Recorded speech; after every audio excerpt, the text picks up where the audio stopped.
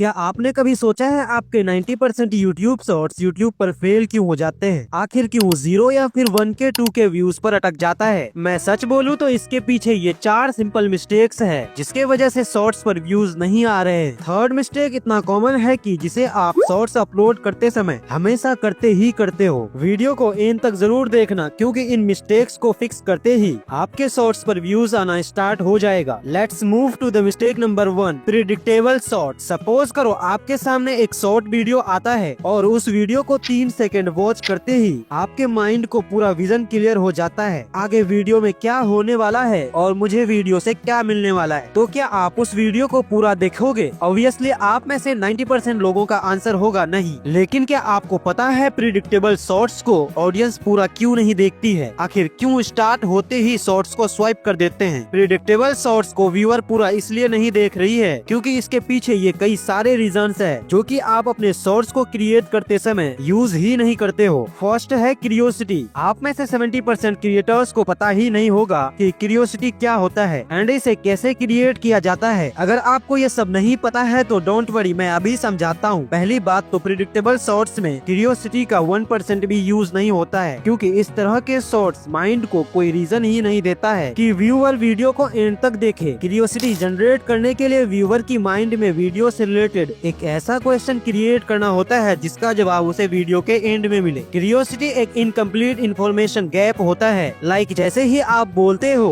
ये एक गलती आपके सालों की मेहनत बर्बाद कर देगी। ये सुनते ही दिमाग सोचती है ऐसी कौन सी गलती है, क्या मैं ये गलती तो नहीं करने वाला हूँ? यही सवाल व्यूअर को रुकने पर मजबूर करती है जिसके वजह से वो वीडियो को एंड तक देखते हैं। क्यूरियोसिटी क्रिएट करने के लिए आपको वीडियो के स्टार्टिंग में पूरा रिजल्ट शो नहीं करना होता है। वीडियो के स्टार्टिंग में कोई भी रिजल्ट दिखाते हो तो उसको ब्लर करके दिखाया करो। कभी भी अपनी शॉर्ट वीडियो को सीधा जवाब से स्टार्ट मत करो। वीडियो के स्टार्टिंग में कुछ ऐसा दिखा दो या बोल दो जिससे क्यूरियोसिटी पैदा हो जाए एंड वो वीडियो को देखे बगैर जा ही ना पाए। You can see some examples for generating curiosity. मैं भी 0 व्यूज पर अटका हुआ था, फिर मुझे यूट्यूब का एक हाइडन सेटिंग समझ आया जिसे फिक्स करने के बाद मेरा व्यूज यहाँ से यहाँ पहुँच गया। इस तरह के इंट्रो से व्यूअर के माइंड में कई तरह के क्वेश्चंस क्रिएट होते हैं जिससे वो उस क्वेश्चन का आंसर जानने के लिए वीडियो से चिपक जाते हैं। नाउ अब तक हम समझ चुके हैं कि प्रिडिक्टेबल शॉर्ट्स का पहला प्रॉब्लम क्यूरियोसिटी की कमी है, लेकिन असली प्रॉब्लम यहाँ से शुरू होती है। अगर आप अपनी शॉर्ट्स में इसका यूज नहीं करते हो तो आपकी सिर्फ व्यूज नहीं रुकती है बल्कि चैनल का ग्रोथ भी रुक जाता है एंड वो है FOMO, fear of missing out. FOMO में हमें सामने वाले को ये फील करवाना होता है कि अगर हमने इस वीडियो को नहीं देखा तो शायद मैं बड़ा अपॉर्चुनिटी मिस कर दूंगा। बट शॉर्ट्स में फोमो कैसे क्रिएट करना है थोड़ा सब्र करो, समझाता हूँ। लेकिन उससे पहले ये समझो कि प्रिडिक्टेबल शॉर्ट्स में फोमो का यूज कैसे नहीं होता है। प्रिडिक्टेबल शॉर्ट्स में प्रॉब्लम ये नहीं होती है कि कंटेंट गलत है, प्रॉब्लम ये है कि जिस तरह प्रिडिक्टेबल शॉर्ट्स में क्यूरियोसिटी नहीं होता है उसी तरह से फोमो भी नहीं होता है क्योंकि इसमें स्टार्ट में ही आउटकम क्लियर हो जाता है एंड टाइटल में ही सब बता दिया जाता है और फर्स्ट 3 सेकंड में ही व्यूअर को समझ आ जाता है कि आगे क्या होने वाला है। जब ब्रेन को रिजल्ट पहले ही मिल जाता है तो व्यूअर उस वीडियो को आगे देखने के लिए अर्जेंसी फील नहीं करती है, यानी कोई ओपन लूप नहीं, सस्पेंस नहीं एंड अगर स्किप किया तो कुछ बड़ा मिस हो जाएगा ये फीलिंग भी नहीं होता है। जब व्यूअर के अंदर इनमें से कोई भी फीलिंग नहीं होती है तो वीडियो को स्वाइप करना उनके लिए बहुत ही इजी हो जाता है। यूट्यूब शॉर्ट्स की हर सेकंड में कंपटीशन है। एल्गोरिथम सिर्फ एक चीज देखती है, लोग वीडियो पे रुक रहे हैं या नहीं। अगर वीडियो में फोमो यूज नहीं किया है तो व्यूअर के पास रुकने के लिए कोई भी रीजन नहीं होता है और फिर व्यूअर उसी समय वीडियो को स्वाइप कर देते हैं। अर्ली स्वाइप का मतलब होता है लो रिटेंशन। जब आपकी वीडियो की रिटेंशन लो होगी तो यूट्यूब उसे पुश करना बंद कर देगा। यही रीजन है कि प्रेडिक्टेबल शॉर्ट्स ग्रो नहीं कर पाते हैं क्योंकि उसमें साइकोलॉजिकल हुक मिसिंग होता है। फोमो में बिना चिल्लाए बिना डराए बस ये फील करवाना होता है शायद यहाँ कुछ इम्पोर्टेंट है और जब ये फीलिंग नहीं होती है तो वीडियो सिर्फ इन्फॉर्मेशन बनकर रह जाती है। यही रीजन है कि बिना फोमो वाले प्रेडिक्टेबल शॉर्ट्स 1K व्यूज पर अटक जाते हैं। अब तक आपको ये क्लियर हो चुका होगा प्रेडिक्टेबल शॉर्ट्स इसलिए फेल होता है क्योंकि उसमें क्यूरियोसिटी के अलावा दूसरा रीजन ये है फोमो मिसिंग होता है। लेकिन अब क्वेश्चन है कि फोमो क्रिएट कैसे करें जिससे व्यूज जनरली बढ़ना शुरू हो जाए। सबसे पहला स्टेप, क्लियर रिजल्ट को हमेशा छुपा करके यानी ब्लर करके दिखाया करो एंड सबसे पहले प्रॉब्लम को हाईलाइट किया करो। अगर आप शुरू में ही सोल्यूशन बता दोगे तो ब्रेन रिलैक्स हो जाता है एंड व्यूअर सेटिस्फाइड हो जाते हैं। लेकिन जब आप बोलते हो इस एक छोटी सी मिस्टेक की वजह से